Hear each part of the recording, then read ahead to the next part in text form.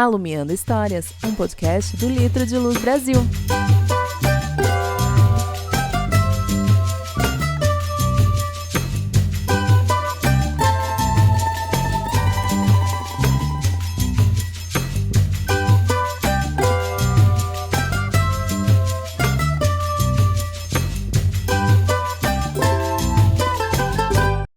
Para você que está chegando agora, seja muito bem-vindo, seja muito bem-vinda ao Alumiando Histórias. Eu sou o Thaleson e hoje eu estou aqui de novo para acendermos uma luz no assunto muito importante e que aparece quando a gente se encontra com a escuta aberta e com o coração presente. E hoje essa conversa é muito urgente, né? Hoje a gente vai falar sobre crise climática, sobre racismo ambiental, sobre desigualdade, mas principalmente sobre quais são as alternativas que a gente tem para um futuro, para o que a gente pode imaginar no presente. Então, quando a gente está falando dessas mudanças climáticas, parece um assunto que ele é muito distante da gente, né? Que são coisas muito grandes, que são eventos muito catastróficos, mas ele também está no dia a dia, né? E afeta o dia a dia das pessoas, especialmente em comunidades que são periféricas, em comunidades que são distantes dos centros urbanos, que muitas vezes não têm acesso aos mesmos serviços que temos aqui nas cidades. Então, esse problema ele aparece na enchente que invade a casa, aparece na conta de luz que é muito cara de pagar, falta de árvore, falta de saneamento básico, coisas que em determinados locais são perfeitamente acessíveis e em outros são tão escassos, né? Então, acho que hoje, se a gente pudesse resumir as principais perguntas do nosso episódio, seriam quem sofre mais o impacto da crise climática e que caminhos que a gente pode construir para enfrentar essa crise. E hoje, para conversar comigo, eu tenho novamente duas especialíssimas convidadas. Hoje eu tenho comigo a Ana Luísa e a Gabriela, que são estudiosas e pesquisadoras do assunto, então que a gente tem muito aqui para trocar e conversar sobre esse assunto tão importante, urgente e necessário, né? Então, meninas, sejam muito bem-vindas ao Alumiando Histórias. Obrigada, prazer estar aqui.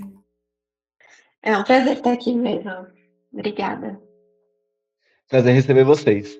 Então, queria que vocês se apresentassem para a gente, mas não com cargo, não só com cargo ou só com formações, mas quem são vocês, o que faz parte da vida de vocês hoje em dia. Vamos por ordem alfabética? Vai você, Aninha?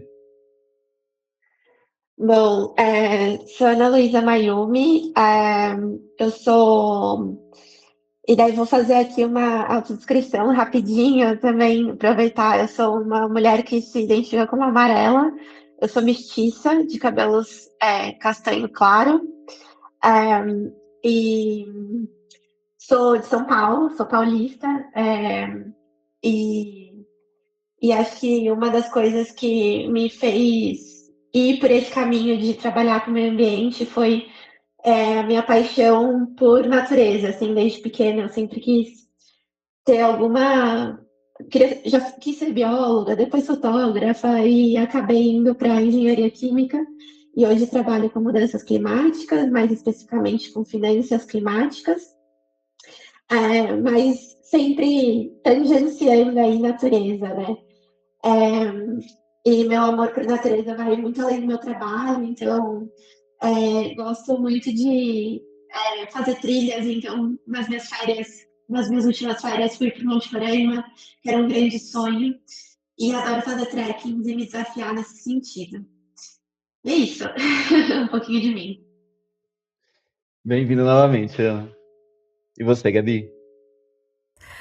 Bom, primeiramente, muito obrigada pela oportunidade de estar aqui com vocês hoje. Também aproveito para fazer minha autodescrição. Sou uma mulher branca, tenho cabelos cacheados, com franja, uso óculos, estou usando uma blusa verde. E eu gosto muito dessa ideia de começar falando sobre a pessoa antes do trabalho. E eu costumo dizer que eu sou uma pessoa em movimento. Eu sou nascida em São Paulo, capital, mas morei em Sorocaba, Votorantim e Cotia, no interior de São Paulo.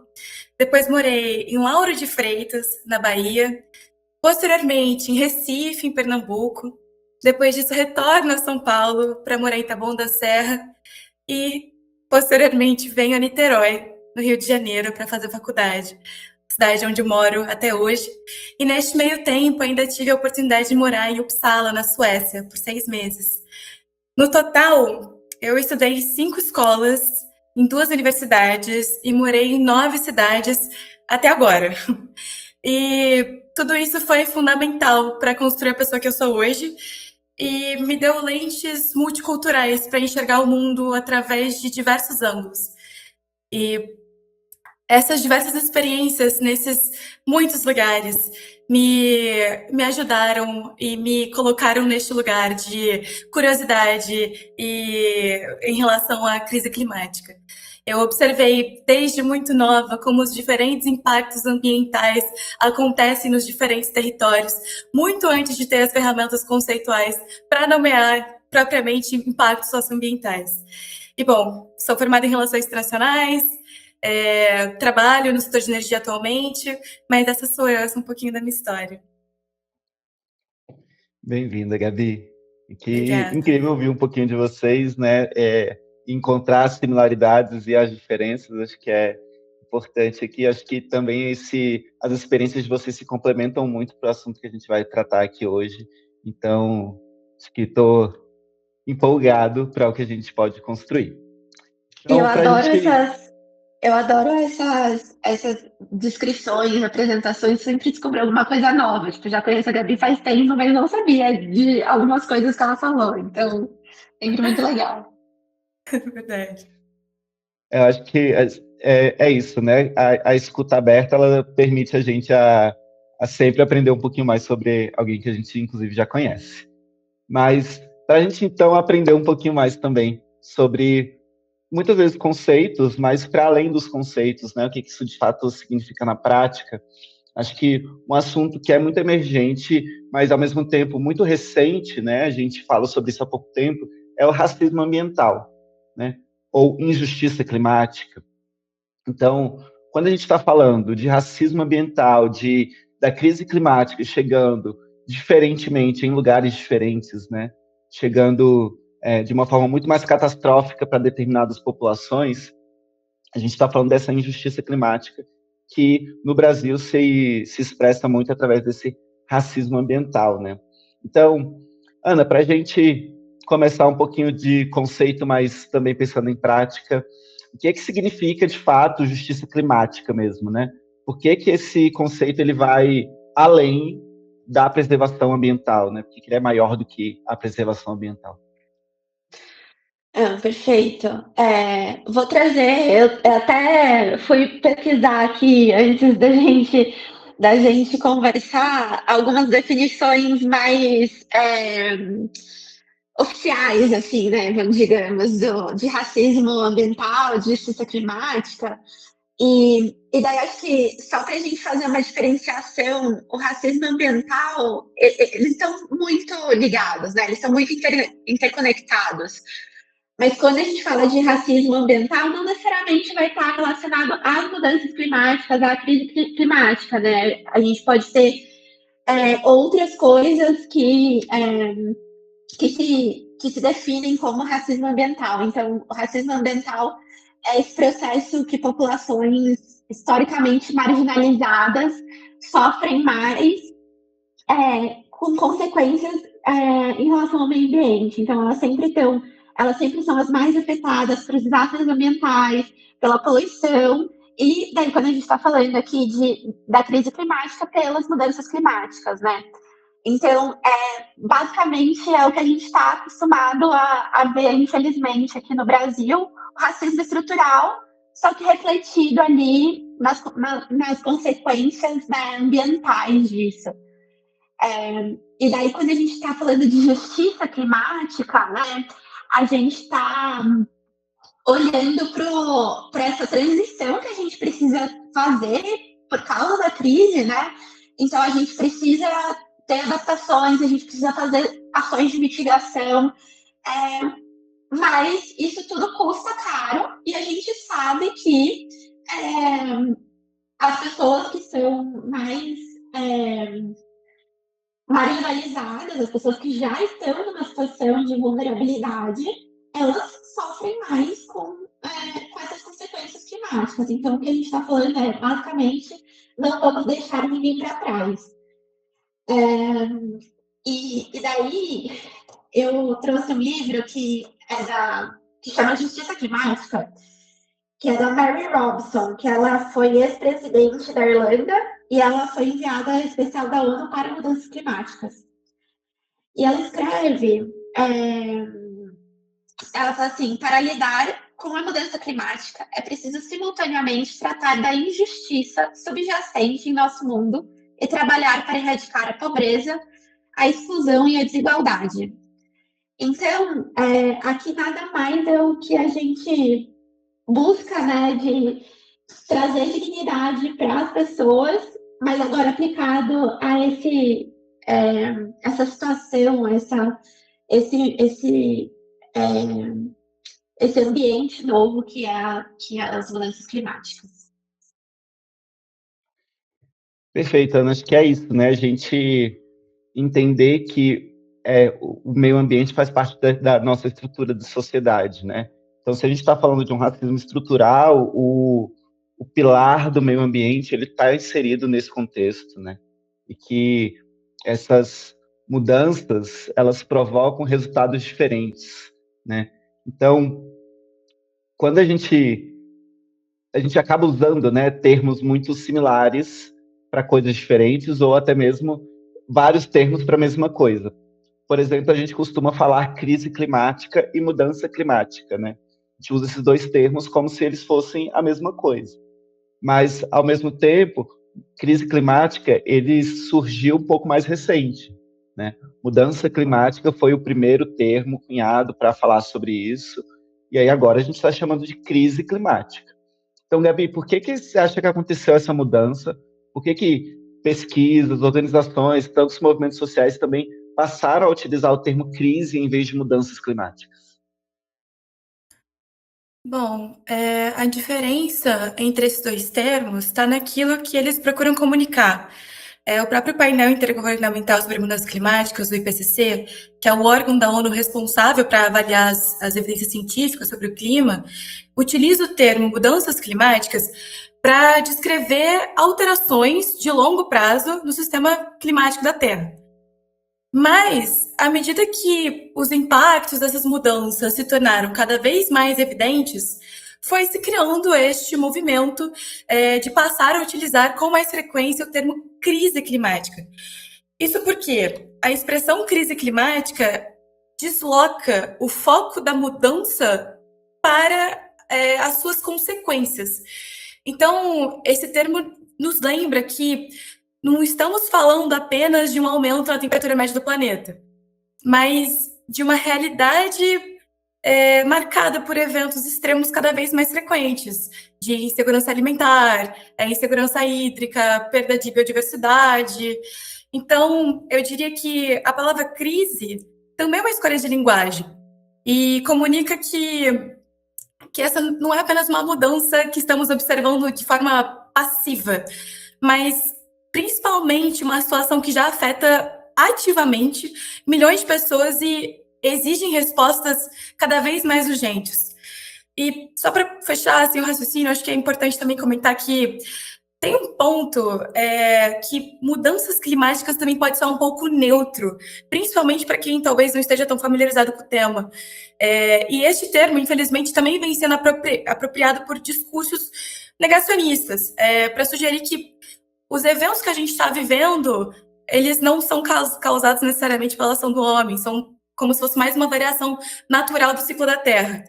Mas é sempre importante afirmar e comunicar que hoje existe um consenso científico muito robusto de que o aquecimento global, observado desde a Revolução Industrial, é causado principalmente por atividades humanas. Então, falar também em crise climática também é uma forma de comunicar essa urgência e reafirmar este conhecimento científico. Que mudança não é necessariamente um problema, né, Gabi? Que essa é a questão. A gente, por exemplo, a gente está desejando por uma mudança climática, né? Uma mudança climática positiva, uma mudança climática que nos permita continuar vivendo no mundo. que acho que é importante deixar claro, né? O mundo vai continuar existindo, quem vai deixar de existir somos nós. As condições para a Exatamente. vida humana no mundo é que vão ser, cada vez estão diminuindo mais com essas mudanças, com essa crise. Está diminuindo é a nossa condição de viver aqui. O mundo vai continuar existindo, já sobreviveu a meteoro, né? Exatamente, tá? Ali a Então, Terra já passou por vários ciclos climáticos, mas por uma crise climática causada pelo homem, esta é a primeira vez. a gente teve que vir para cá para fazer isso, né? Eu acho que é isso também. Acho que tem um ponto de reconhecer a nossa parte, e, mas também não individualizar, né? Mas a gente chega nesse ponto daqui a pouco. É, Então, e, e eu diga. acho que um ponto importante que a Gabi trouxe é que é dessa apropriação também, né? Então, a gente sabe, e pelas séries históricas, históricas, a gente está falando de milhões de anos que tiveram épocas que o planeta estava mais quente, que o planeta estava mais frio, né? A gente teve a famosa Era do Gelo, que tem, né, filmes, e a gente estuda ali o congelamento do Estreito de Bering e tal, mas e daí, como a Gabi trouxe, assim, onde a gente está, tem uma aceleração muito grande desse ciclo, né? E daí você vem comparando o quão demorado em milhares de anos que essas mudanças aconteceram no passado, e em poucos anos, em menos de 100 anos, elas estão acontecendo agora, que a gente está falando desde a Revolução Industrial, né? Então, isso, quanto tempo, né? Então,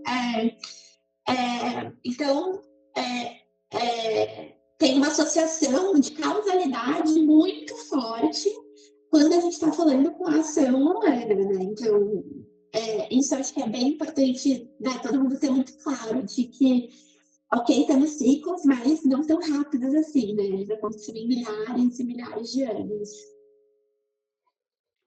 Acho que a gente está tendo que lidar com informações que são validadas muito facilmente, né? Informações que, por ter muito like, ou por ter muito comentário, por ter viralizado, elas se tornam verdade. E aí a gente poderia entrar num assunto muito grande aqui da era da pós-verdade, que acho que afeta muito diretamente a nossa capacidade de luta contra a crise climática, mas que acho que a gente tangenciaria o assunto. Então, só colocar esse ponto, né, de que é importante a gente saber também de onde a gente está conseguindo as nossas informações, faz parte da luta contra a crise climática também. Mas quando a gente está falando de racismo ambiental, né, dessa desigualdade da afetação da crise climática, como que vocês veem hoje tanto o trabalho de vocês enquanto voluntários do Litro, né, ou até mesmo em pesquisas e outros conhecimentos externos também, essa situação em comunidades que são periferias, ribeirinhas, comunidades quilombolas, indígenas, enfim, comunidades que o Litro de Luz costuma atuar, né, por justamente serem afetadas pela ausência desses benefícios ou, enfim, desses acessos. Então, qual vocês acham que é essa diferença ou principais diferenças, né, para esses locais onde eles vivenciam essas crises climáticas? Isso eu não vou direcionar. Quem... Bom, eu vou começar então. Eu acredito que há mais semelhanças do que diferenças. Em todos esses contextos, todos esses territórios, existe pertencimento, existe memória, existe formas próprias de viver, de cuidar e produzir vida, né, no território. E eu acho que isso é um ponto muito importante. E acredito que as diferenças aparecem na forma como esses territórios foram historicamente constituídos. Então, nas condições materiais que esses territórios oferecem para enfrentar os impactos climáticos e nos saberes construídos por cada comunidade ao longo dessa trajetória. Então, isso faz com que a crise climática seja vivida de maneiras diferentes, porque cada território sustenta a vida de uma maneira própria. E por isso também enfrenta as vulnerabilidades e capacidade de adaptação de uma maneira própria também. E Eu acho que eu vou trazer alguns exemplos relacionados ao que a Gabi falou, quando a gente, às vezes na cidade, né, ou e assim, principalmente quando a gente está falando de grandes centros urbanos, a gente tem talvez essa falta de conexão com o meio ambiente, né, com o estar ali, com o que é meio ambiente, né? Então, tudo é meio ambiente, a gente não é uma coisa diferente da natureza, nós somos animais também. Mas isso fica cada vez, conforme a gente se afasta mais e vai para cidades, aglomerações, isso fica cada vez mais distante, né? E eu acho que quando a gente olha, principalmente quando a gente está falando de comunidades tradicionais, indígenas, quilombolas, ribeirinhos, é, é, isso vai para um lugar não só de consequências, mas né, então, vai ter enchente, vai ter seca, mas do que eles são, né? Então, eu tô, eu tô lendo um livro que é bem legal, que é da Eliane Brum, que chama Banzeiro Ocotó. Gente, eu não sei falar exatamente o nome, Banzeiro Ocotocó. E ela fala muito dos ribeirinhos, dos indígenas, e uma coisa que ela traz é que eles são floresta, né? Eles são natureza. Então, tem um sentimento que, pra gente, pra mim especificamente, que sou de São Paulo, às vezes é um pouco difícil de entender, e a gente só entende, às vezes, acho que quando a gente chega no Rio, na floresta, mas tem essa questão. Mas aí, indo para uma coisa que a gente entende mais, que é dinheiro, por exemplo, e que está no nosso dia a dia, putz, a gente tem visto, e eu especificamente tenho trabalhado com financiamento para soluções baseadas na natureza. O que é isso, né? São muitos nomes novos, assim, mas basicamente onde que a gente consegue dinheiro para financiar uma restauração, para financiar uma transição para uma agrofloresta, ou para expandir a minha agrofloresta, ou para a gente recuperar uma pastagem degradada, ou para fazer uma cooperativa extrativista ficar de pé e processar os insumos que ela coleta. Então, quem tem esse dinheiro para investir e quem está conseguindo esse dinheiro? E daí hoje eu vou te falar. Os pequenos, quem está na floresta, quem realmente está na linha de frente, não consegue esse financiamento por causa de diversas barreiras, né? E daí acho que é mais um lugar que o Brasil, que a desigualdade no Brasil se escancara. Então você precisa ter uma garantia, você precisa ter uma casa, para falar assim, olha, eu não consigo pagar esse financiamento. Ou você precisa ter a escritura da terra. Então, quando você vai falar de projeto, não fazer um projeto com comunidades quilombolas ou com comunidades indígenas. Ai, mas é muito difícil, porque o meu compliance não deixa, sabe? Então, a gente, infelizmente, quem está sendo financiado é quem tem dinheiro. Acaba sendo, vamos deixar os ricos mais ricos, né?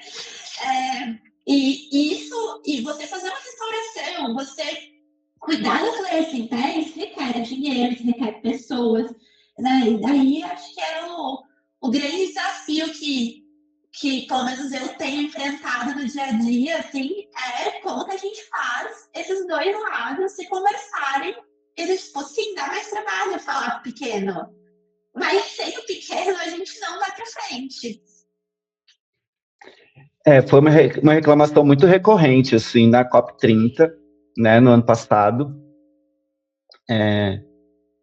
COP30 foi ano passado, gente? Estou perdido já nas datas. Foi ano passado, tô certo, ok, perfeito. No ano passado, na COP30, uma reclamação muito recorrente das populações tradicionais, né, dos representantes das populações tradicionais, era justamente essa incapacidade ou impossibilidade, né, de acesso a esses financiamentos. estavam se discutindo ali de bilhões de dinheiros para Fundo Amazônia, Fundo de Florestas Tropicais, né, o TFFF. Todas essas discussões não chegam até essas comunidades, não chegam até quem de fato está lá na ponta, né? Quem precisa, muitas vezes, abrir um poço artesiano e não consegue fazer isso, porque precisa acessar o dinheiro através de um CNPJ. E aí essa pessoa muitas vezes cria um MEI na irregularidade ali, só para ter acesso a esse recurso. Então é uma dificuldade maior, né, para acessar esses recursos. E aí quem acaba acessando é quem muitas vezes tem outras formas, inclusive de acesso. Então acho que a gente está, quando falamos, né, de racismo ambiental, a gente está falando de muitos campos. A gente não está falando só de que pessoas pretas são mais afetadas. Isso também é colocado, isso também é um dado para a nossa sociedade brasileira. Mas então, falando do que nós temos hoje, né, de qual é a nossa conjuntura no momento, assim, quais são esses eventos mais extremos que a gente tem acompanhado nos últimos anos e o que eles revelam sobre esse modelo que a gente tem hoje, né, esse modelo de desenvolvimento, esse modelo de sociedade que a gente construiu. Gabi, quer comentar um pouco? Claro. Bom, hoje a gente consegue enxergar ondas de calor que assolam tanto aqui a América do Sul quanto a Europa, grandes eventos relacionados a chuvas. Tivemos recentemente aquelas chuvas torrenciais no Rio Grande do Sul. Então, estes grandes eventos extremos têm estado cada vez mais presentes no nosso dia a dia. E eles evidenciam que este modelo de desenvolvimento que constituímos enquanto sociedade se esgotou, chegou aos seus limites. E revelam também que a crise climática precisa ser entendida muito mais que só como um problema ambiental. E tem um autor, ele é autor e filósofo, eu gosto muito dele, o nome dele é Malcolm Ferdinand, e ele escreveu um livro recentemente chamado Uma Ecologia Decolonial, que a tradução acho que é de 2022, se eu não me engano. E nesse livro ele apresenta a ideia de dupla fratura, que, sintetizando bastante o pensamento dele, essa ideia mostra que nós aprendemos a separar duas histórias que, na verdade, deveriam caminhar juntas, que, no caso, são a degradação ambiental e a dominação colonial. E eu acho que essa ideia nos ajuda muito a compreender o momento que estamos vivendo. Porque quando a gente olha para a forma como o desenvolvimento foi construído ao longo da história, percebemos que ele esteve baseado sempre numa relação de exploração da terra e das pessoas. O colonialismo consolidou essa lógica ao transformar os territórios em lugares de extrativismo e transformar, fazer com que povos inteiros tivessem sua mão de obra explorada.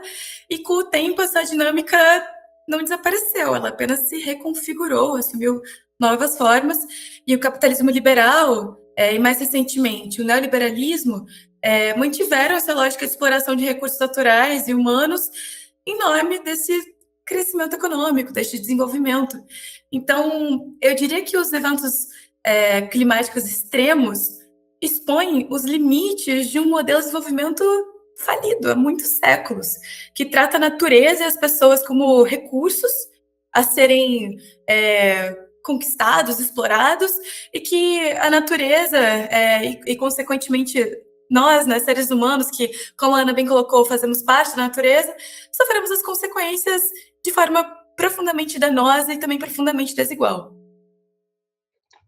Acho que essa separação, né, que a gente fez de ser humano para a natureza, e de que a natureza é aquilo, é uma árvore que está fora do meu apartamento, que está fora do meu prédio. E que no máximo de natureza que eu tenho dentro da minha casa são as minhas 3 plantinhas que estão morrendo porque eu não ago direito, né?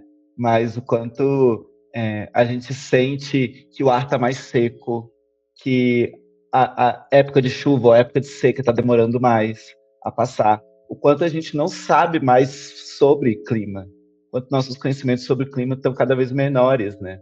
Que a gente dizia, tal mês nunca chove, e aí esse mês tem chovido. Ou tal mês eu não consigo sair de casa sem guarda-chuva, e aí está há 7 meses sem chover no lugar, né? Então, quando a gente para perceber o quanto isso afeta a nossa vida pessoalmente, é que acho que a gente também dá esse senso de urgência de quanto isso está acontecendo com a gente, né? Não é só árvore a menos, rios ficando mais secos, né? Mas quando a gente está falando das comunidades do Lito, por exemplo, a gente tem comunidades ribeirinhas que vivem do rio, né? Que sobrevivem, têm a sua subsistência ali a partir do rio, seu meio de locomoção a partir do rio, e em determinadas secas, né? Nas últimas secas da Amazônia, por exemplo, o rio foi parar a quilômetros da comunidade, né? Uma comunidade que é na beira do rio se viu tendo que andar quilômetros para chegar na água. Então, não tem como se transportar, então não consegue receber medicação, mas precisa de medicação porque está bebendo água contaminada, provavelmente, porque a água do poço seca. Então, é uma intensidade desses eventos muito mais potente nessas comunidades, né? Em periferias que têm estruturas muito piores, os deslizamentos são maiores, por exemplo, né, durante as chuvas. Então, o que a gente faz hoje de reconhecer esses territórios, as necessidades desses territórios também pode influenciar nessa luta ou nessa forma de sobreviver, né, a essa crise, no momento em que estamos. E acho, Thali, que um erro e muito conectado ao que a Abi trouxe da colonização, né? Um erro que a gente comete ainda hoje, mesmo sabendo de tudo isso, é achar que a gente vai resolver tudo com tecnologia e dinheiro. Então, daí conhecimento, daí aqui, tecnologia e dinheiro é conhecimento científico, mas a gente também precisa aprender, né? Então, assim, o que a gente chama de agrofloresta hoje é o que os indígenas, os quilombolas fizeram durante milhares de anos, né, na Amazônia. Então, assim, a Amazônia, ela não é a floresta que ela é hoje porque ela ficou intocada, né, conservada. Não, ela foi uma floresta viva, né, manejada com o saber do que é comida, o que não é, o que eu vou precisar para fazer o veneno para caçar, o que eu vou precisar, o que eu posso comer, onde que eu posso roçar, onde que eu não posso roçar. Então, aqui também tem uma escuta de falar assim, não, ok, tudo bem, vamos trabalhar juntos, né? E daí acho que entra um pouco do que você tem trazido desde o começo, da escutativa, né? Então, acho que isso é muito importante a gente não perpetuar. E eu sei que é muito fácil falar, mas na prática é super difícil perpetuar essa colonização que a gente vem sendo atravessado assim, no dia a dia. Acho que a gente precisa repensar a lógica de tudo, quase, né? Ou de praticamente tudo. A gente foi, enquanto sociedade brasileira, mas também enquanto sociedade capitalista ocidental, principalmente, a gente foi fundado com base em fundamentos ou premissas que, como a Gabi colocou, elas já não são mais possíveis, elas já são inviáveis, né? Acho que a gente não consegue nem falar mais em recuperar o meio ambiente, né? E sim de regenerar. A gente não dá para começar a fazer a partir de agora. A gente já deveria ter começado há muito tempo. Então, essas discussões elas precisam existir, mas a gente precisa reconhecer também que a mudança ela é muito, muito, muito interna, ela é muito profunda. Não dá para mudar só padrões de consumo, não dá para mudar só plantando 3 árvores, sabe? Cada um de nós plantar 3 árvores vai ser ótimo, mas não vai resolver, né?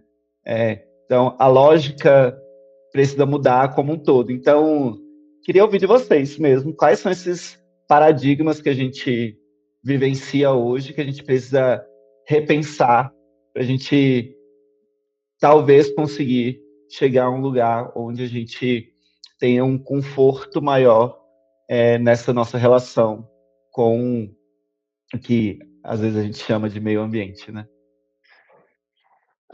Thalia, acho que vou só puxar aqui, depois, Gabi, depois eu te passo, mas eu acho que é, uma coisa que a gente precisa começar a aprender, e acho que muito que eu falei, é ouvir quem já faz, né?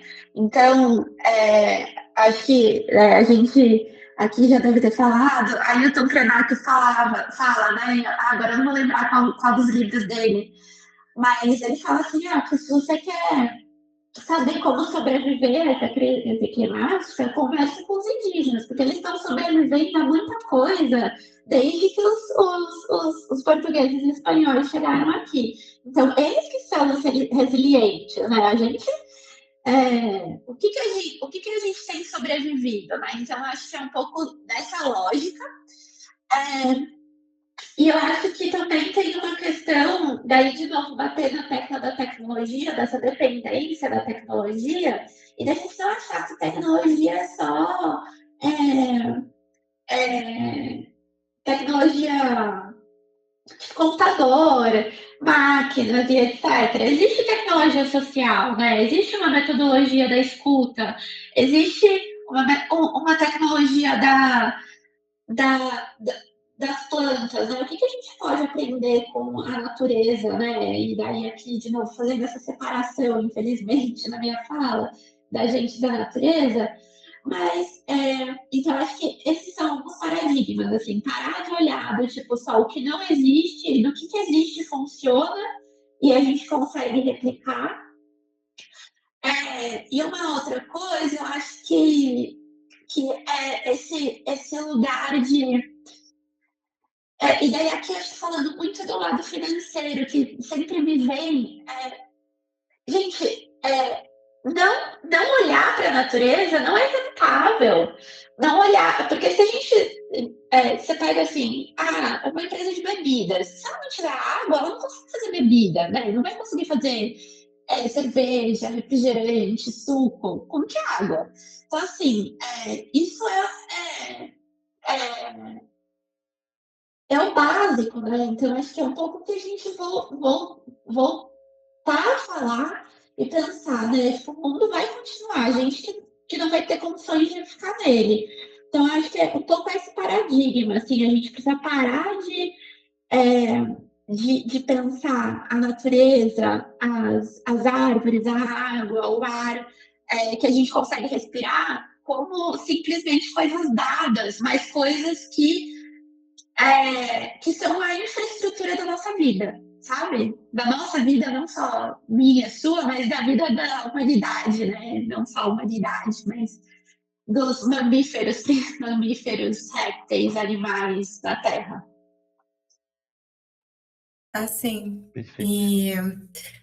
e complemento, Ana, sua fala também com uma reflexão do Krenak. Eu gosto muito daquela famosa reflexão dele, que ele coloca que o futuro é ancestral e que a humanidade precisa aprender com ele a pisar suavemente na terra. E isso sintetiza muito o que você, né, acabou de dizer sobre como a gente precisa enxergar a natureza de um modo não exploratório, mas sim como parte de nós, né? Parar com essa ruptura entre humanidade e natureza. E realmente, o paradigma mais urgente que precisa ser revisto é essa forma de como a gente entende o desenvolvimento. Porque esse desenvolvimento não pode, não cabe mais continuar sendo medido apenas por quanto uma economia cresce, né, por valores monetários financeiros, digamos assim. Esse desenvolvimento precisa urgentemente considerar a capacidade de regenerar os ecossistemas, de reduzir as desigualdades e de garantir condições dignas de vida para as pessoas, para os animais, tanto hoje quanto no futuro. Então, gosto muito dessa frase porque o Ailton, em poucas palavras, consegue sintetizar esse conceito tão importante de forma muito bonita, inclusive. Não, desculpa, Thali, mas assim, só À vontade. você foi falando, e daí eu também vim puxando algumas coisas assim, coisas que estão no nosso dia a dia. Então, assim, já tem muitos estudos comprovando que você ter mais diversidade nas organizações fazem as organizações serem mais eficientes. existem muitos estudos falando que a escala 5x2 faz as pessoas ficarem mais felizes no trabalho e assim serem mais eficientes. E daí parece que a gente está falando de coisas diferentes, mas a gente não está falando de coisas diferentes, né? A gente está falando de dignidade, a gente está falando das pessoas terem tempo de pensar para onde o lixo delas vai, terem escolha de poder ter um tempo de lazer, saber que, putz, aquele rio que eu estou jogando meu lixo, ele poderia ser um rio que eu vou lá e tenho um lazer. Só que, ao mesmo tempo, quando você afoga tudo isso num trabalho, numa necessidade básica de precisar da comida e um teto para sua família, você aliena todo o resto. E como você vai chegar para uma pessoa que está passando fome e falar, não, você precisa pensar na sua pegada de carbono? É loucura, assim, sabe? Então, tudo isso está conectado. Não são coisas separadas, né? Acho que há alguns episódios atrás eu usei a brincadeira que o Nego Bispo faz com a palavra desenvolver, né? Em desenvolver, então tirar as pessoas do centro, tirar os animais do centro, né, da discussão e tratar isso como um problema muito externo a todos nós, né? Então, a gente acaba inclusive nessa rotina, né, corrida, de não ter tempo, inclusive, para se indignar, não ter tempo para poder colocar as suas demandas, as suas questões, inclusive, para quem possa as resolver, mas entender que a justiça social, ela está também atrelada, né, ao possível desenvolvimento que nós queremos, e que pessoas não podem ser deixadas para trás nessa tentativa de um desenvolvimento dado como o correto, né? E inclusive, quando a gente está falando, né, Brasil, mas assim, a gente está falando da Constituição brasileira, tá ali, né, direito à água, direito à saúde, isso tudo está relacionado a você ter um meio ambiente saudável no seu entorno, né, e você ter acesso à natureza, querendo ou não. Acho que a gente atravessa aqui, inclusive, outras temáticas que a gente passou em outros episódios aqui, né, de acesso a direitos, porque o meio ambiente também, o meio ambiente bem cuidado também é direito, né? Então, a gente perpassa por esses assuntos e encontra essas ligações. Mas, para a gente ir caminhando para o final, infelizmente, do nosso papo hoje, acho que a gente pode usar esse final para falar de futuro, para falar do que a gente pessoalmente deseja, talvez, mas até mesmo do que vocês, enquanto entendidas do assunto, enxergam de necessidade, né? Qual é uma mudança estrutural mesmo que precisa acontecer no cenário brasileiro para que a gente possa, nesses próximos anos, enfrentar a crise climática de uma maneira mais justa, né? Seja justa para as pessoas, principalmente, e para os demais seres vivos, né?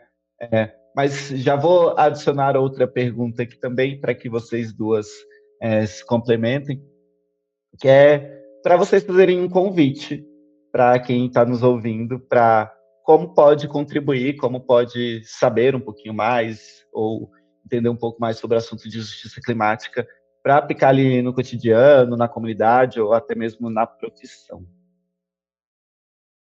Perfeito, Thalia.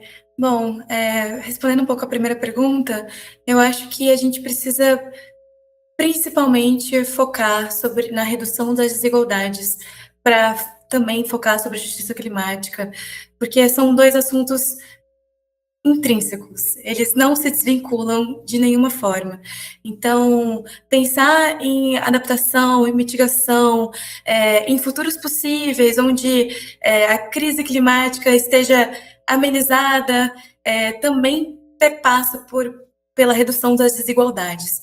Então, precisamos de políticas públicas que deem condições para que as pessoas possam morar com dignidade, fora de áreas de risco, que coloquem essas pessoas em lugares de segurança alimentar, E apenas dessa forma, apenas com políticas para combater a desigualdade, que a gente vai conseguir alcançar um futuro mais justo, e um lugar onde a crise climática tenha menores impactos.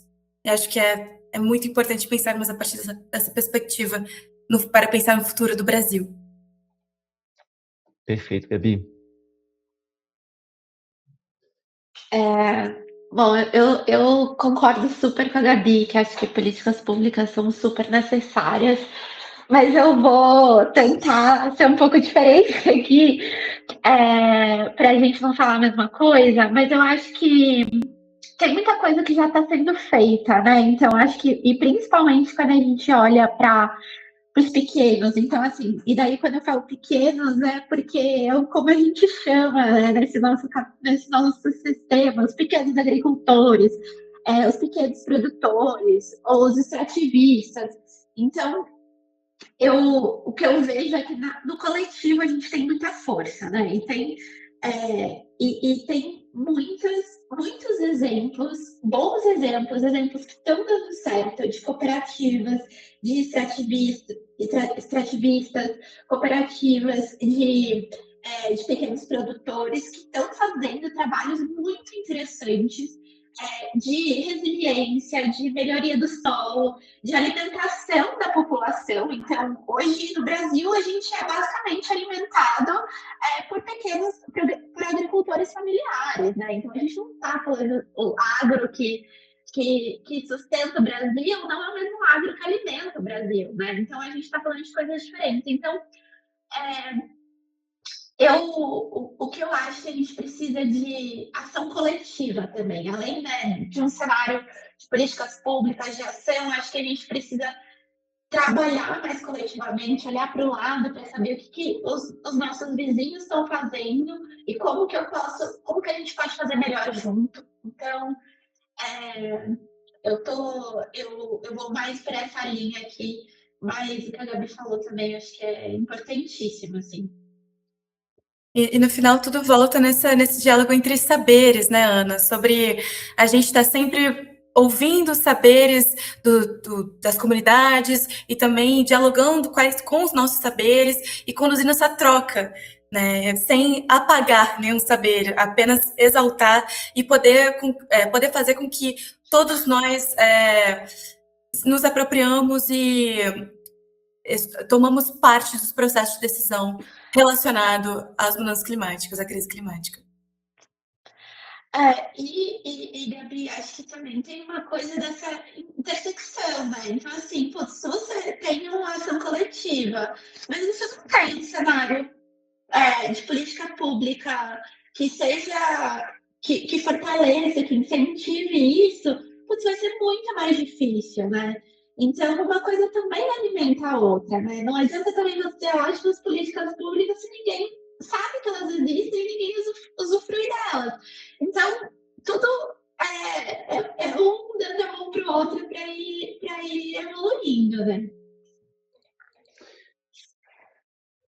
Acho que a gente aqui abraça essa temática que principalmente em um tópico, talvez, vou resumir aqui em um, vou ser ousado em resumir em um, mas eu diria realmente conhecimento, que eu acho que a gente está aqui falando de muitas coisas que estão relacionadas a conhecimento, né? A gente está falando de conhecer as formas de vida dessas populações que respeitam o meio ambiente e aprender com elas, dos conhecimentos que hoje nós conseguimos adquirir a partir da pesquisa, a partir da ciência, o que isso nos traz, o que esses dados nos trazem, e não desacreditar desses dados, mas também sem desacreditar de crenças, sem desacreditar de outros aprendizados e conhecimentos que às vezes podem ser estranhos para nós, mas que também têm suas contribuições, né? Então, já que a gente está falando de futuro, eu queria, antes de encerrar este episódio, ler a carta de Chico Mendes, a carta que ele escreveu um pouquinho antes da promulgação da nossa Constituição. Então, essa carta é de 88, se não me engano, é de setembro de 88, e a Constituição de outubro de 88. E essa carta, ela ainda está viva, né? Ele direciona essa carta ao jovem de 2120. Então, só para a gente relembrar, ou quem nunca teve acesso, essa é a carta de Chico Mendes. Atenção, jovem do futuro. 6 de setembro do ano de 2120. Aniversário ou primeiro centenário da Revolução Socialista Mundial, que unificou todos os povos do planeta num só ideal e num só pensamento de unidade socialista e que pôs fim a todos os inimigos da nova sociedade. Aqui ficam somente a lembrança de um triste passado de dor, sofrimento e morte. Desculpem, eu estava sonhando quando escrevi estes acontecimentos que eu mesmo não verei, mas tenho o prazer de ter sonhado. Então, acho que convido novamente, acho que em outro episódio esse convite também aconteceu, ou fará parte, com certeza, da construção do que é o Alumiando Histórias, é o convite a sonhar. É o convite a manter as esperanças vivas, porque, enfim, a gente fala sobre crise climática com a urgência que precisa, com a emergência que precisa, mas também a gente precisa reconhecer que tem gente fazendo algo, né? Tem pessoas lutando por isso, tem pessoas que estão à frente de lutas como Chico Mendes um dia esteve, mas que o sonho de Chico Mendes continue vivo entre nós, de uma sociedade mais justa e igualitária. Gabi, Ana, obrigado pelo papo de hoje. Obrigada, Thali. Obrigada, Eu Ana. Foi um prazer adorei, imenso. poderia ter ficado aqui o resto da noite falando também. Sim, Tranquilamente. sim. Vocês querem deixar alguma mensagem final? Bom, eu acho que eu deixo um convite também. Convido as pessoas a se aproximarem de iniciativas que já existem nos seus territórios e que adereçam à crise climática. Às vezes a gente acha que precisa de algo muito mirabolante para poder contribuir, quando a resposta às vezes está no seu vizinho, às vezes está no seu colega, num parente que está desenvolvendo algum projeto, que está pensando em alguma forma de melhorar, né, o cenário que vivemos. Então, eu acho que convido as pessoas a se aproximarem de iniciativas assim e coletivamente construírem espaços para construirmos para perseguirmos uma crise, melhorarmos a crise climática. Enfim, me enrolei agora neste final, mas acho que o ponto é esse. Deu para te compreender super, Gabi. É difícil você ler Chico Mendes e depois pedir pra gente falar alguma Exatamente. coisa, tá? Não tem como não se enrolar no final, depois da carta, sabe? Mas eu acho que é mudar, que é exatamente o que você trouxe, assim, esse lugar de esperançar, né? Então a gente entender o que está acontecendo, e às vezes é muito difícil quando a gente está vendo isso no dia a dia, né? De não desistir, de falar, não, tem um jeito, tem gente fazendo. Eu acho que é muito legal entrar em contato com quem está fazendo, que a Gabi falou, né? E daí eu acho que vou deixar mais um livro aqui, que é o Como Salvar a Amazônia, do Don Phillips, que foi um jornalista gringo, mas apaixonado pela Amazônia, que fez do Brasil a sua casa, que infelizmente foi morto na Amazônia, mas que traz exemplos de quem está fazendo coisas interessantes e para mudar a Amazônia, assim. Então, não é um livro fácil, mas é um livro que não deixa a gente desistir, sabe? Então, acho que também trazer esse recado de vamos esperançar juntos. Obrigado, meninas. Acho que esse, né, é o recado final aqui desse episódio. Protejam a Amazônia, floresta viva é floresta em pé. e tem gente na floresta. Então esse é o fim do nosso episódio. O Alumiando Histórias fica por aqui, mas a gente segue iluminando.